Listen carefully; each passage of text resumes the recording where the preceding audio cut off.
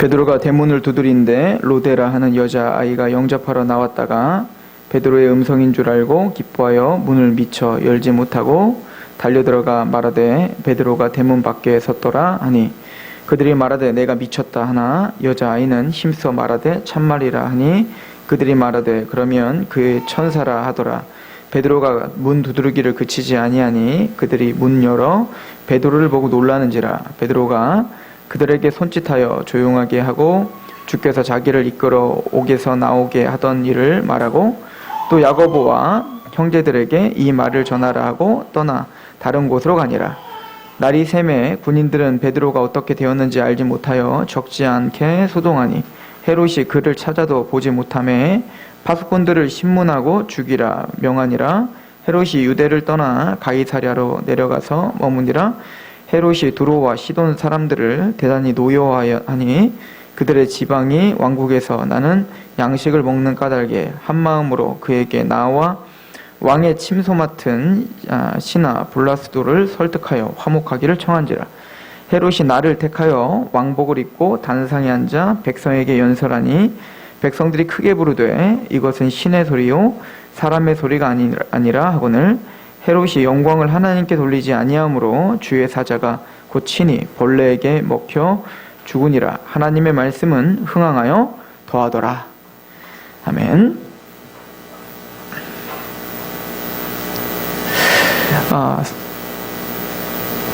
사도 베드로가 예수님을 따라다니는 동안에 베드로는 예수님이 십자가에 잡혀 죽으시는 그때까지도 자신의 칼로 주님의 나라를 확장하고 주님을 보호할 수 있다고 믿었습니다.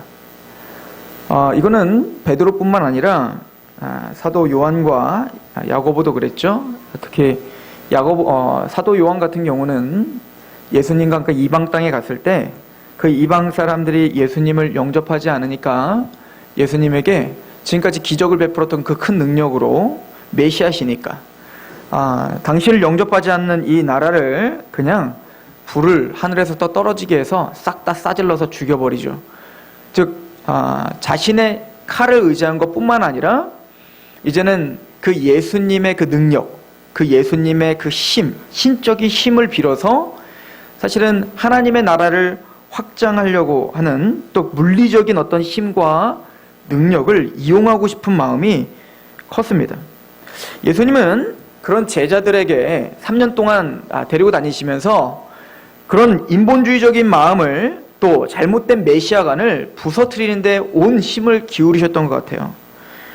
그래서 이제는 예수님이 십자가에 죽으시고 부활하신 이후에 또 성령님이 오신 이후에 예수님이 예언하셨듯이 성령님이 오시면 보혜사가 오시면 너희는 내가 가르쳐준 그 일들을 다시 기억하게 될 것이고 나를 증언할 것이고 그래서 너희가 그 십자가의 의미와 그 복음의 의미 하나님의 나라를 힘있게 알게 될 거야 라고 말씀하셨던 예수님이 공생의 기간 동안에 제자들에게 알려주고자 했던 그 삶의 태도가 무엇인지 하나님의 나라가 무엇인지를 성령님을 통해서 이제는 다 깨닫게 됩니다.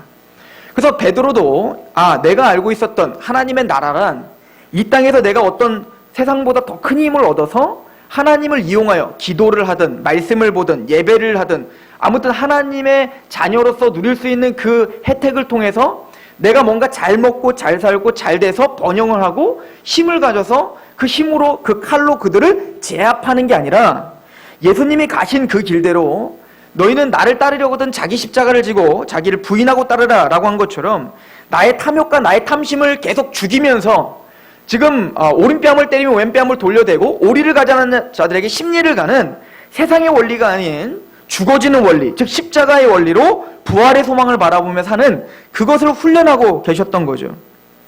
그리고 베드로는 그것을 이제 깨달았습니다. 그래서 오늘 말씀을 보면 베드로가 투옥당하고 그 투옥당했던 베드로가 구원함을 받고 또 그전에는 야고보 사도가 투옥당하여 구원함을 받지 못하고 그냥 순교를 당하는 일들을 통해서 그런데 그런 순교를 당하는 그 일들 바로 다음에 헤롯 이야기가 나오죠. 근데 그 헤롯은 승승장구하고 힘이 있고 또 많은 그 교회를 압박하는 수단으로 자신의 모든 역량을 총동원하고 있는 것을 볼 수 있습니다. 게다가 많은 사람들은 세상 사람들을 비롯해 교회에 있는 사람들도 사실 어찌 보면 베드로보다도 야고보보다도 헤롯의 삶을 더 바란다는 겁니다. 성경은 끊임없이 헤롯과 같은 그 인물들을 우리에게 소개시켜 주므로 우리가 경계해야 될 그 삶의 태도가 무엇이며 또 우리가 싸워야 될 그 삶의 태도가 무엇인지를 설명해 주고 있다고요. 예를 들어서 가인과 같은 사람들, 그죠? 하나님을 떠나 노 땅에 유리하며 살지만 자신은 성을 쌓면서 정착하며 이게 안식이라고 성을 쌓고 자기만의 애녹성을 쌓는 그런 가인. 또 하나님의 말씀을 어기면서 이제는 자신의 탐욕과 만족을 채우기 위해 하나님이 세우는 그 질서를 파괴하고 이제 일부 다처제를 시작했던 라멕. 또한 자기를 죽이려고 하고 자기에게 상처를 줬던 소년들을 쳐 죽였다라고 하고 그 힘을 자랑했던 라멕 말입니다. 또한 하나님의 아들들이 사람의 딸들, 그 하나님의 아들들은 바로 세세반열이었죠. 그 하나님의 통치를 받아야 될 하나님의 아들들이 이제는 사람의 딸들과 결혼을 하고, 즉 보기 좋은 대로 육체대로 사람을 취하며 결혼하는 겁니다. 즉 종교 혼합주의가 시작된 거죠. 하나님의 아들들, 하나님의 백성들이 이제는 세상과 타협하며 그것을 옳다 하면 네피림을 낳는 겁니다. 그 네피림은 힘이요, 용사죠. 인간적인 육체의 힘만 의지하는 게 아니라 거기에 하나님의 아들이기 때문에 신적인 어떤 힘도 같이 의지하는 종교 혼합주의를 가져오는 네피림이 시작됐습니다. 그 네피림이 시작되자 하나님은 도저히 소망이 없어 하나님은 홍수 심판으로 다 싹 죽여버립니다. 그러나 하나님은 그 중에 남은 자를 세워주셨습니다. 그 아벨이 있었듯 또 셋이 있었듯 그렇게 노아를 하나님은 준비시켜주고 의인인 노아를 준비시켜서 하나님은 하나님의 구원의 역사와 구속사를 계속 진행해 갔습니다. 그러나 노아의 아들 중에서도 함과 같은 아들은 이제는 니므롯이 나고 그 니므롯은 그 당시에 용사입니다.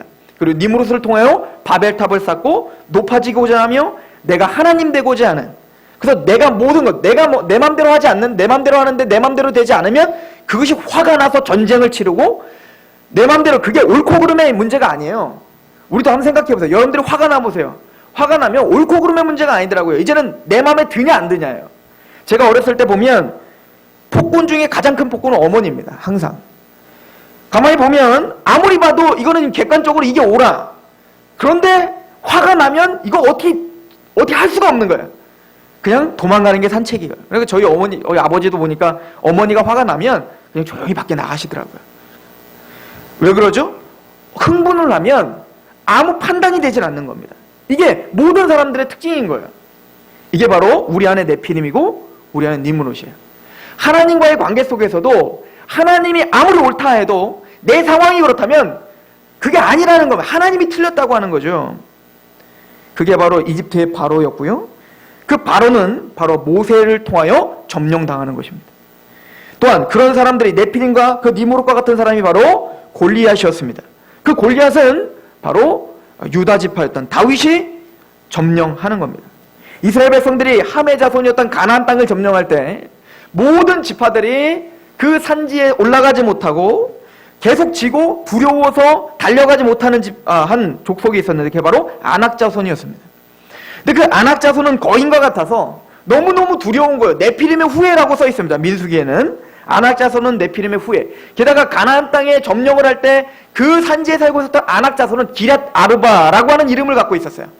그 기럇 아르바라고 하는 이름은 여러분들 나중에 민수기를 읽어보시면 아시겠지만 아낙 자손 중에 가장 큰 자라고 표현되어 있습니다. 또 아낙 자손의 아버지, 이게 기럇 아르바예요. 근데 그 아낙 자손은 민수기에 뭐라고 써있냐면 네피림의 후예더라 하는 거예요. 그러니까 하나님을 대적하는 그 네피림, 그 바벨탑, 그 어떤 니므롯, 그 중에 가장 큰 자가 누구죠? 바로 기럇 아르바인 겁니다. 근데 그 아낙 자손을 누가 부시는 거예요? 믿음의 사람 갈렙이 가서 부수는 겁니다. 즉 유다 지파인 갈렙이 그 기럇 아르바를 부셔버리는 거예요. 이게 바로 모형인 거예요. 우리 안에 그 네피림과 우리 안에 니므롯과 우리 안에 그 바벨탑을 유다의 자손, 즉 다윗의 자손, 골리앗을 다윗이 무너뜨렸듯 유다의 자손이시요 다윗의 자손이신 예수가 우리 안에 그 네피림을 부셔버려야 되는 겁니다. 니므롯을 부셔버리는 거예요. 그게 하나님의 나라인 거예요. 그래서 예수님은 내가 이 땅에 와서 이제는 이미 하나님의 나라가 임했다라고 하는 겁니다. 왜요? 그 하나님의 권능과 하나님의 성령의 권세가 우리의 그 높아진 바벨탑을 부셨기 때문에 그렇습니다. 이스라엘 백성들이 가나안 땅에 들어가서 여리고성이 무너지든 그렇게 예수님이 우리 마음을 점령함으로 그 니무롯과 네피림이 부서졌다는 얘기인 거예요. 베드로는 바로 그렇게 높아졌던 마음, 자기의 칼로 뭔가 승리를 쟁취하려고 했던, 예수님이 말했죠. 칼로다가 승하는 자는 칼로 망한다. 그 칼을 내 칼집에 꽂아라 하는 거예요. 승질대로 하면 우리도 한번 할 수 있지만 하나님의 이 예수님의 원리를 알기 때문에, 십자가의 원리를 알기 때문에, 내 마음에 네피림이 부서졌기 때문에 우리는 어떻게 하는 거예요? 자기를 죽이고 나를 부인하고 십자가 길을 선택하는 사람들이 되는 거예요. 그리고 하나님은 그게 승리라고 하는 겁니다. 세상은 그게 실패라고 이야기하는 것입니다. 이 베드로의 이 하나님의 믿음의 힘, 십자가의 힘을 보여주고, 그리고 그거와 상반된 헤롯의 힘을 보여주고 있는 겁니다. 니무롯과 네피림과 바벨탑과 안악자손과 같은 그 골리앗과 같은 자기의 육체적인 힘과 권세와 어떤 물질적인 부유함을 가지고, 지금 보십시오. 우리 사도행전 12장에 한번 가보시면 20절을 한번 보십시오. 오늘 본문. 헤롯이 두로와 시돈 사람들을 대단히 노여워하니 그들의 지방이 왕국에서 나는 양식을 먹는 까닭에 한 마음으로 그에게 나와 왕의 침소 맡은 시나 블라스도를 설득하여 화목하기를 청하지라. 그러니까 다 누구의 관할 아래 있는 겁니까? 헤롯의 관할, 헤롯의 힘과 헤롯의 재력 아래 지금 지배를 당하고 있는 사람들이에요. 그러니까 헤롯에게 얼마나 잘 보이려고 하겠습니까? 근데 사람들은 이런 상황이 되면 좋은 거예요. 그냥 좋은 겁니다. 내가 대접받는 게 좋은 거죠. 내가 운전하고 다니다가 누군가가 기사가 딸려갖고 나를 태워줘주고 내 문을 열어주고 그 카펫을 깔아주면 난 그런 거 별로예요 라고 하지만 직접 그거를 딱 경험하면 어떻게 될까요? 그게 좋은 거예요. 헤롯은 스스로 그래서 왕이 된 듯한 느낌이 드는 겁니다. 이제는 그 사람들이 인격 대 인격으로 마주치는 게 아니라 내 밑에서 나를 하나님처럼 섬겨야 된다고 섬격하기 시작하는 겁니다. 그리고는 헤롯은 멋지게 연설을 합니다. 21절. 헤롯이 나를 택하여 왕복을 입고 단상에 앉아 백성에게 연설하니 백성들이 크게 부르되 이것은 신의 소리요 사람의 소리가 아니라거늘. 저는 얼마 전에 TV를 보고 제가 깜짝 놀랐어요. 미국의 오바마 대통령이 동성연애가 아니라 동성결혼을 전 미국에 합법화시켰죠. 하나님의 말씀에 철저하게 배격하는 일을 한 겁니다. 하나님의 뜻 앞에, 성경 앞에 철저하게 성경을 위배하는 일을 한 겁니다. 그리고는 며칠이 못 되어서 흑인 교회에 총기 난사가 일어났고, 그리고 총기 난사난 그 처참한 그 사고 현장에 오바마 대통령이 연설을 하러 갔습니다. 감동의 동안이가 됐대요. 왜죠? 연설을 하다가 가만히 멈추고 나 같은 죄인 살리신 어메이징 그레이스를 부른 겁니다. 연설을 하다가. 그런 대통령이 없죠. 모든 사람이 기립을 하며 그 대통령과 함께 어메이징 그레이스를 부르며 눈물을 흘리며 감동을 했습니다. 많은 사람들은 칭송을 했습니다. 저는 너무 정치적인 쇼라고 보였어요. 하나님의 말씀을 존중히 여기지 않는 사람이 어메이징 그레이스를 부릅니다. 그리고 많은 사람들 앞에서 칭송을 받고, 그리고 다시 그의 지지율은 높아집니다. 이게 우리 기독교의 모습인 거겠죠. 우리의 삶 속에서 하나님의 말씀은 전혀 값어치 없게 여기면서 우리는 많은 사람들 앞에 나는 하나님을 믿는 사람입니다 하며 어메이징 그레이스를 부르며 감동을 줄 수 있는 사람들인 겁니다.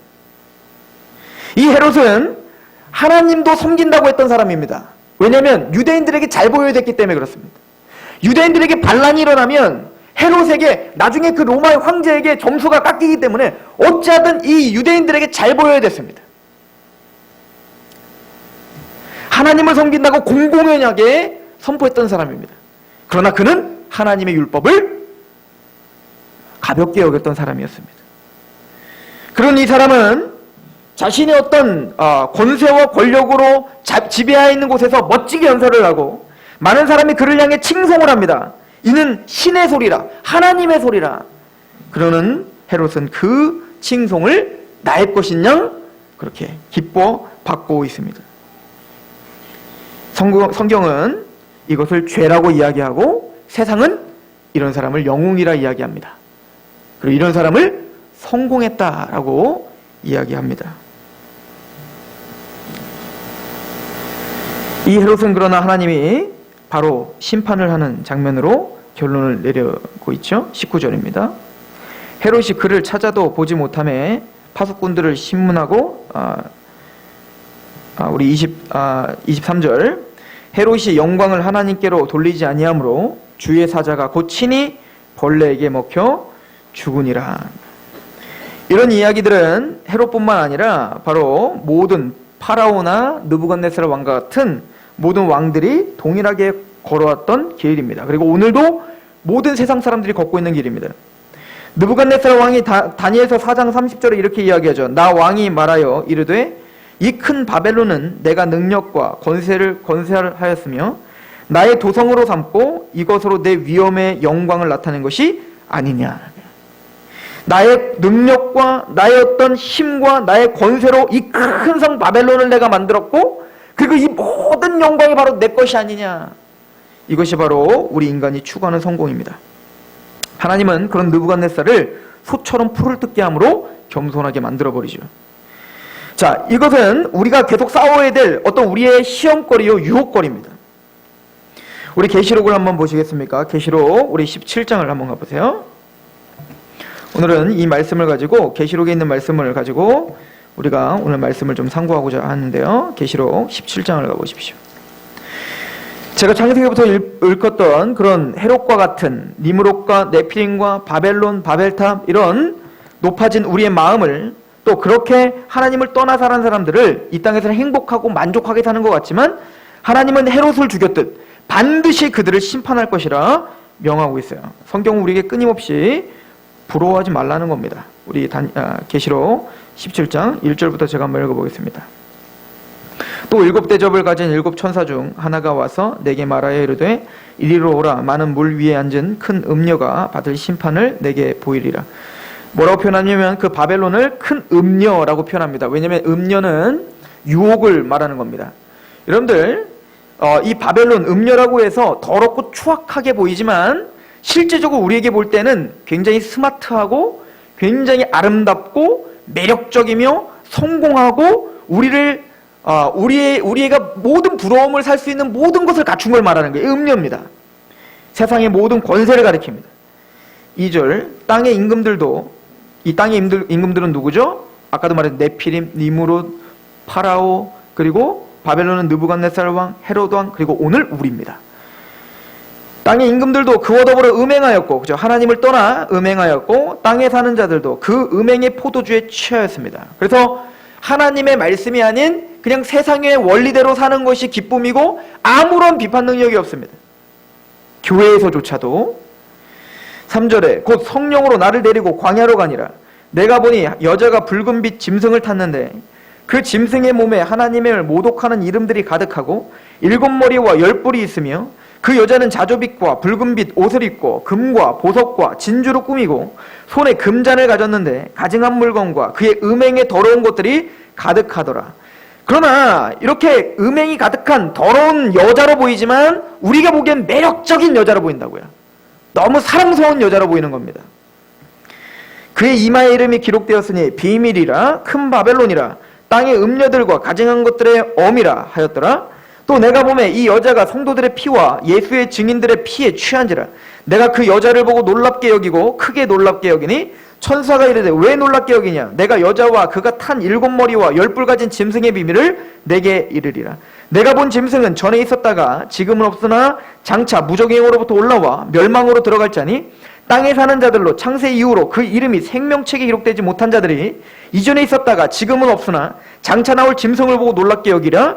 지혜 있는 뜻이 여기 있으니 그 7머리는 여자가 앉을 7산이요 또 7왕이라. 5은 망하였고 하나는 있고 다른 하나는 아직 이르지 아니하였으나 이르면 반드시 잠시 동안 머무르리라. 그러니까 이 여자는요 그 교회를 핍박하고 음행을 저질러 어찌하든 교회를 타락하게 하는 겁니다. 세속적인 풍토와 문화를 침투시키는 거예요. 성도들을 끊임없이 어떻게 하는 거예요? 하나님의 말씀에서 떠나 나의 좋은 대로 살게 하는 겁니다. 내가 좋은 대로, 내가 판단한 대로, 내 감정이 좋은 대로 살게 하는 거예요. 그리고 그걸 옳다 하는 겁니다. 그리고 취하여 이것이 취한지도 모르는 겁니다. 여러분들 술 취한 사람들의 특징이 뭔지 아시죠? 나 안 취했다고 하는 거예요. 또 알코올릭들, 즉 알코올 중독자들은 죽어도 자기는 알코올 중독자 아니라는 겁니다. 이게 특징인 거예요. 즉 음행에 그렇게 빠진 사람들, 그러나 하나님이 그렇게 하나님의 말씀을 계속 잣대로 말하지만 거기서 헤어나오지 못하는 겁니다. 그러면 12절을 보십시오. 내가 보던 열불은 열왕이니 아직 나라를 얻지 못하였으나 다만 짐승과 더불어 임금처럼 한동안 권세를 받으리라. 그들은 한동안 이 땅에서 어떻게 합니까? 권세를 받습니다. 그래서 힘이 있고 능력이 있어요. 헤롯처럼. 그들이 한 뜻을 가지고 자기의 능력과 권세를 짐승에게 주더라. 그들이 어린 양과 더불어 싸우려니와 어린 양은 만주해 주시오 만왕의 왕이심으로 그들을 이기실 터이요. 또 그와 함께 있는 자들을 곧 부르심을 받고 택하심을 받은 진실한 자들도 이기리로다. 그러나 하나님의 택하심을 받고 구원받은 자들은 그 유혹에서 이기는 거예요.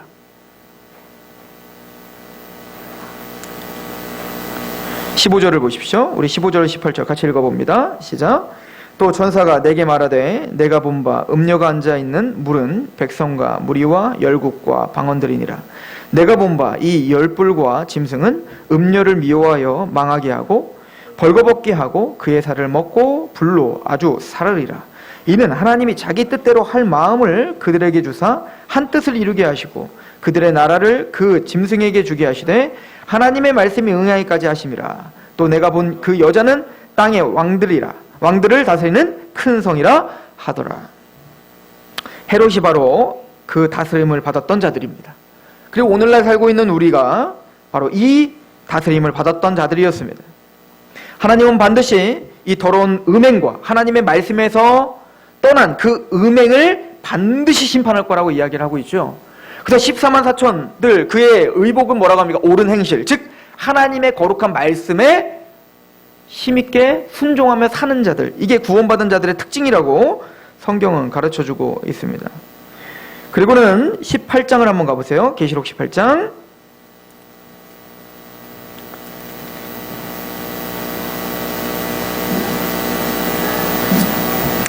(18장) 1절입니다. 우리의 삶과 연결지어서 한번 보시길 소망합니다.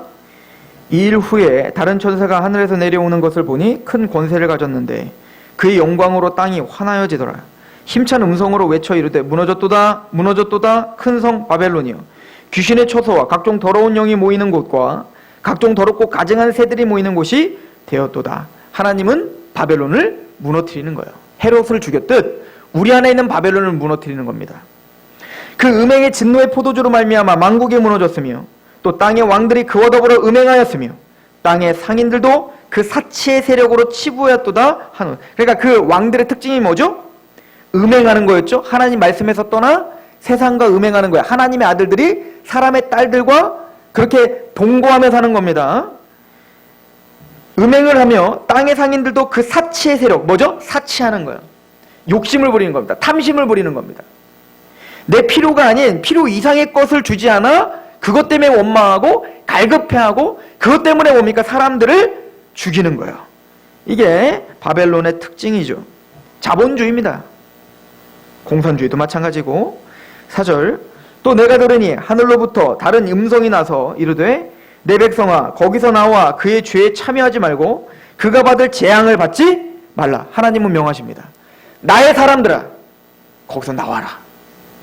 나의 사람들아 너희는 거기서 구별되라.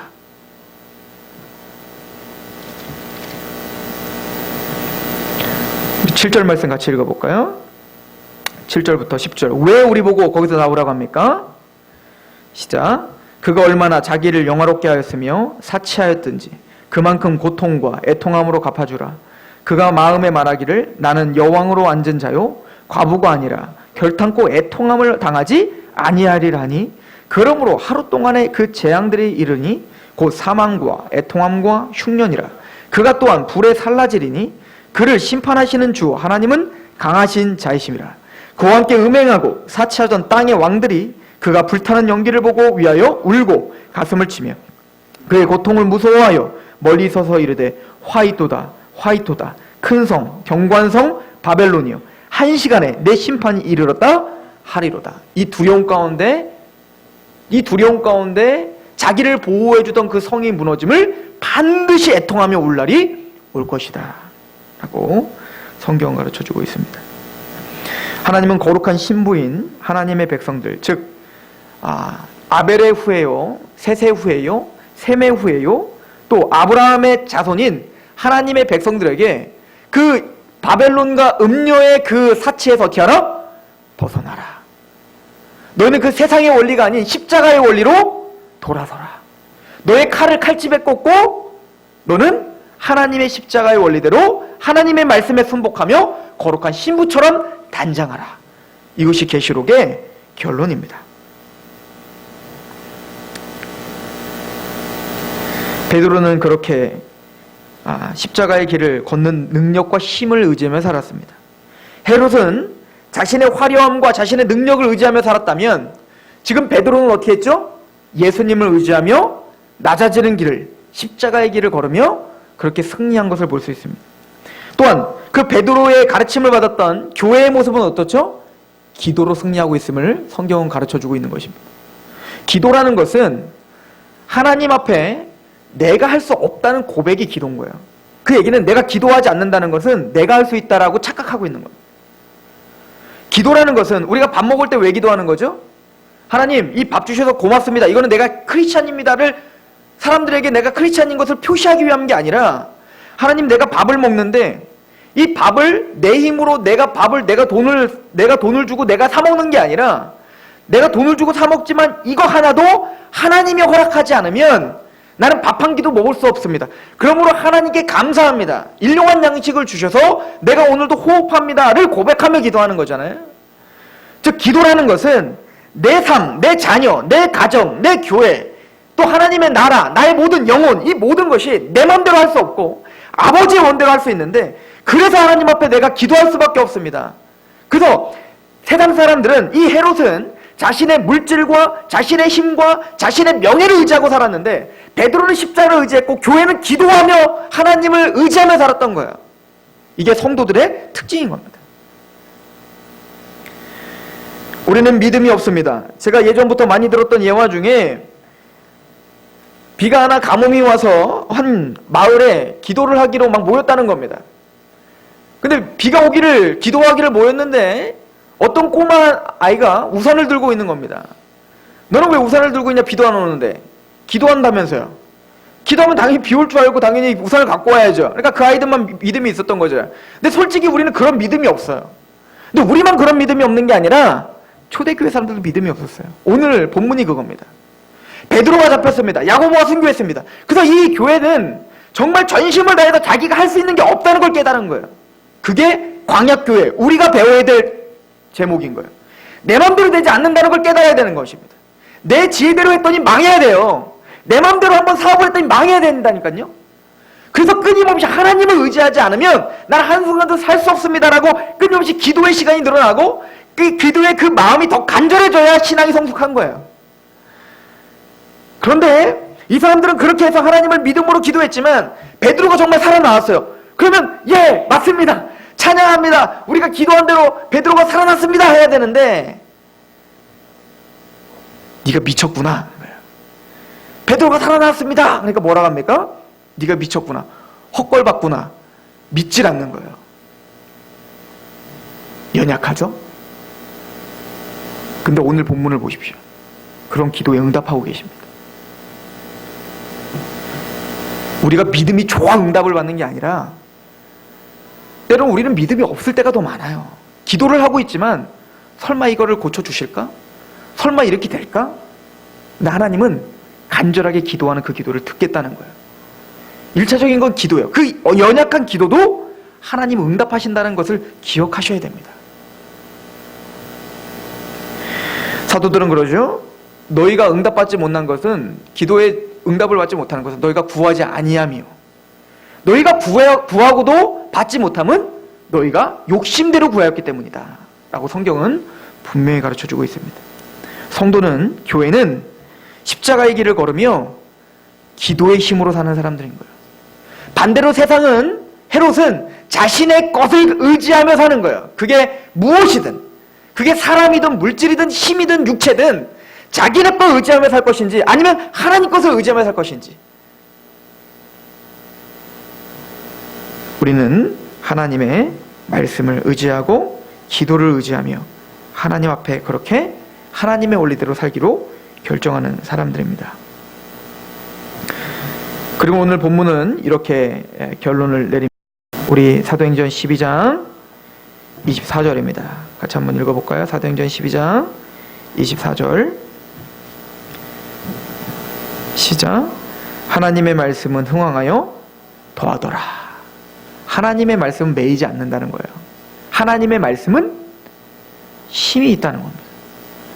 헤롯이 강력한 힘으로 그 말씀을 죽이려고 했지만 대로 헤롯이 죽고 말씀은 승리합니다. 저는 얼마 전에도 한 목사님, 선배 목사님들이죠. 나이가 지긋한 목사님이고, 또 오늘도 제가 한 목사님을 만나서 교제를 하고 왔는데 소망이 없대요.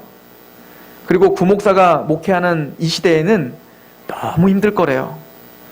본인이 목회할 때에는 본인이 30대, 지금 뭐 이제 60이 가까우신 목사님이셨으니까요. 너무 재밌었다는 겁니다. 목사가 뭐 굳이 제왕적인 목회를 하지 않으려고 해도 성도들은 다 목사를 존경했고 그냥 교회만 열어오면 그냥 사람들이 알아서 왔대요. 그러나 지금은 그런 시대가 아니야. 너무 힘든 시대야. 맞는 것 같아요. 한국교회가 어떻게 되든 또 서산이 어떻게 되든 내가 어떻게 되든 걱정 마십시오. 하나님은 실패하지 않습니다. 하나님의 말씀은 흥왕하고 하나님의 나라를 반드시 확장할 거예요. 거기에 우리가 쓰임 받느냐 안 받느냐의 문제일 뿐이에요. 한국교회가 망한다고 하나님의 교회가 망하는 거 아니에요. 착각하지 마십시오. 한국교회를 망하게 하신다면 하나님의 손해입니다. 웃기지 마십시오. 쓸모없는 교회라면 부셔버릴 수 있습니다. 하나님은 다른 나라를 통해서 충분히 하나님의 일을 하실 수 있는 거예요. 착각하지 마십시오. 하나님 앞에 정직하고 거룩하게 오늘 하루를 서십시오. 하나님 의지하며 서십시오. 하나님은 우리를 구원해서 떨어뜨리지는 않습니다. 그러나 촛대를 옮길 수는 있습니다. 저는 그게 두려운 거예요. 저와 여러분들이 복음을 알고 있다고 하는 것으로 자만하지 마십시오. 겸손히 기도하십시오. 복음을 알고 있다면 더 기도하셔야 됩니다. 복음을 알고 있다면 세상의 원리와 피 흘리기까지 싸우셔야 됩니다. 그 교회를 쓰실 것이고 그 성도를 쓰실 것이며 그 가정을 쓰실 것입니다. 하나님의 말씀은 실패하지 않고 반드시 흥왕하며 더하실 것이기 때문에 그렇습니다.